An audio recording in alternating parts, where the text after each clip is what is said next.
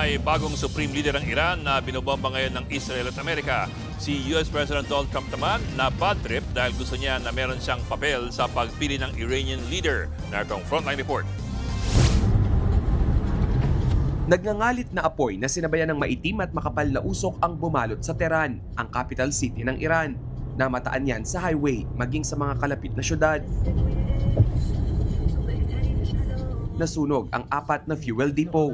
Pinuntirya yan ng mga misal ng Amerika at Israel.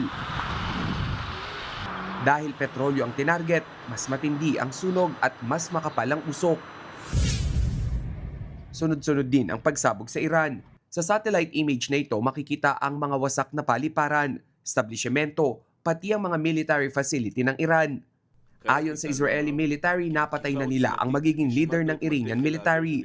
Habang patuloy ang operasyon ng Amerika at Israel laban sa Iran, may bago ng Supreme Leader ang Iran, si Mojtaba Khamenei, ang pangalawang anak ng nasawing si Ali Khamenei. Ayaw sa kanya ni US President Donald Trump. Tila sampal daw kay Trump ang pagiging Supreme Leader ni Mojtaba. Lalo't sabi noon ng US President gusto niya ay may papel siya sa pagpili ng Iranian leader. Ngayon, gumaganti ulit ang Iran. Pinaulanan nila ng missile ang Israel. Nasangga naman ito pero may mga nakalusot. Nasapul ang ilang kalsada at isang residential area. Damay rin sa airstrike ang Sitra, Bahrain. Nawasak ang ilang sasakyan at nabagsakan ng debris mula sa naharang na missile. Nasunog naman ang isang government building sa Kuwait.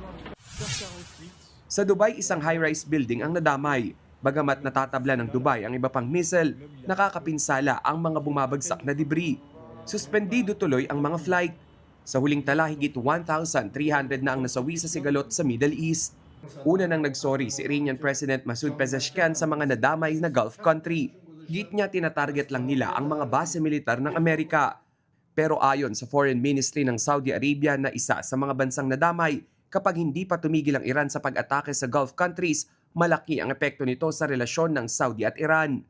Ang Qatar naman nakiusap sa Iran na huwag silang idamay. Nagkausap din daw sina Russian President Vladimir Putin at Iranian President Masoud Pezeshkian.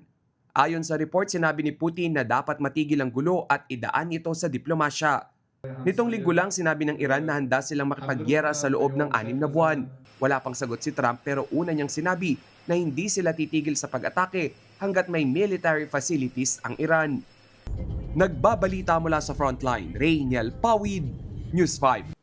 Mga kapatid, Mean Los Baños po, huwag magpahuli sa mga balita at impormasyong dapat ninyong malaman. Para sa mas malawak na balitaan at diskusyon, mag-follow at mag-subscribe na sa social media pages ng News 5.